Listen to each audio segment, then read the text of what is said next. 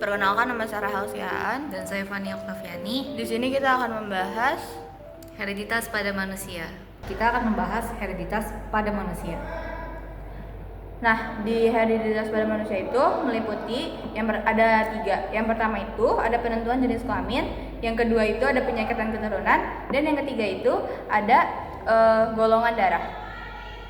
Oke, kita akan masuk ke penentuan jenis kelamin, yaitu menentukan kromosom seks atau gonosom. Di penentuan jenis kelamin ini, untuk kromosom perempuan ada XX dan kromosom laki-laki itu ada XY. Nah, sel tubuh manusia memiliki 46 buah kromosom yang terdiri atas 22 pasang autosom dan 1 pasang kromosom seks. Seseorang dikatakan berjenis kelamin perempuan jika kromosom kelaminnya terdiri atas sepasang kromosom X, dan dikatakan berjenis kelamin laki-laki jika kromosom kelaminnya terdiri atas suatu kromosom X dan suatu kromosom Y. Dengan demikian, rumus kromosom untuk perempuan adalah 22AA XX dan untuk laki-laki 22AA-XY.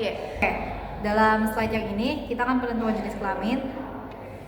Karena memiliki sepasang kromosom X, perempuan hanya dapat membentuk satu macam gamet atau sel telur, yaitu 22AX, sedangkan laki-laki dapat membentuk 2 macam gamet atau spermatozoa, yaitu 22AX dan 22AY.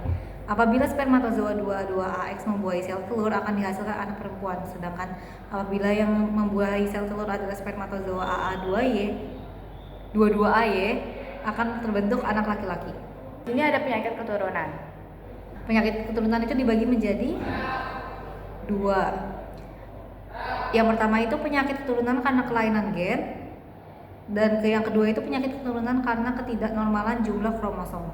Penyakit keturunan ini yang pertama ada buta warna. Pada slide ini, di sini terlihat ada diagram keturunan buta warna. Sekarang kita akan membahas tentang penyakit keturunan dari hemofilia. Oke, jadi pada slide ini menunjukkan tabel persilangan untuk penyakit hemofilia. Sekarang kita bakal membahas hipertrikosis. Di hipertrikosis ini, selain gen-gen yang terangkai pada kromosom X, ada pula gen yang terangkai pada kromosom Y. Namun gen-gen yang terangkai pada kromosom Y lebih sedikit jumlahnya karena ukuran kromosom Y lebih pendek daripada kromosom X. Ada sekitar 63 macam gen terangkai pada kromosom X, sementara itu baru 3 macam gen terangkai pada kromosom Y. Yang diketahui salah satunya adalah gen resesif H. Penyebab hipertrikosis adalah tumbuhnya rambut secara berlebihan pada bagian tubuh seorang karena terangkai pada kromosom Y. Hipertrikosis hanya terdapat pada laki-laki. Selanjutnya penyakit keturunan albino. Di albino ini sekarang ada tabel persilangan penyakit albino. Selanjutnya penyakit keturunan diabetes mellitus. Nah, di sini diabetes mellitus ada tabel persilangan juga oleh penyakit diabetes mellitus.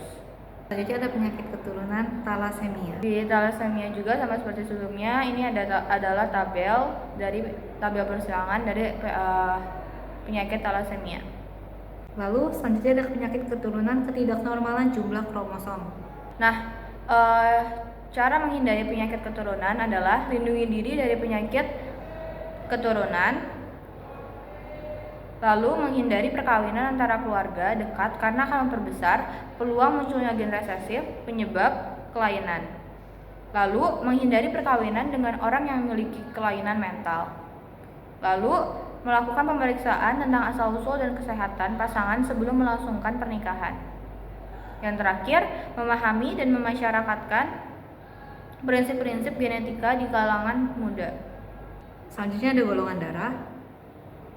Di golongan darah ini kita akan membahas 3, yaitu sistem ABO, sistem MN, dan sistem Rhesus. Yang pertama golongan darah sistem ABO. Di sistem ABO ini adalah sistem golongan darah sistem ABO ditemukan oleh K. Landsteiner pada tahun 1901. Sistem ini ditentukan oleh alel ganda IA, IB, dan I kecil. Gen I kecil bersifat secara resesif terhadap gen IA dan IB. Ada 4 jenis golongan darah dalam sistem ini: A, B, AB, dan O. Gen IA sama dengan antigen A, gen IB sama dengan antigen B. Nah, selanjutnya di sini ada tabel golongan darah sistem ABO. Lalu di sini juga ada tabel pernikahan golongan darah. Selanjutnya ada golongan darah sistem MN. Oke, di sistem di sistem MN ini, sistem ini berdasar antigen M dan N yang berada dalam eritrosit. Lalu antigen M sama dengan gen LM, antigen N sama dengan gen LN, dan gen LM dan LN sama dengan alel kodominan. Sistem ini berbeda dengan sistem ABO karena pertama tidak memiliki zat antibodi, kedua tidak digunakan untuk keperluan transfusi darah. Lalu yang terakhir, jenis-jenis golongan darahnya ada M, N, dan MN. Selanjutnya di sini dilihat ada tabel golongan darah sistem MN. Lalu ada tabel pernikahan golongan darah. Ini ada tabelnya mengenai persilangan golongan darah. Nah, lalu ada golongan darah sistem Rhesus. Nah, di sistem Rhesus ini, sistem golongan darah sistem Rhesus ditemukan oleh Karl Landster dan A.S. Wiener pada tahun 1940. Sistem ini didasarkan dengan antigen RH yang terdapat dalam eritrosit. Sistem RH membedakan golongan darah dengan darah RH negatif dan RH positif. Golongan darah RH positif adalah antigen RH dalam eritrositnya. Seperti halnya golongan darah sistem ABO, golongan darah sistem Rhesus memiliki arti penting dalam transfusi darah karena adanya perusakan eritrosit jika antigen RH bertemu dengan antigen anti-RH.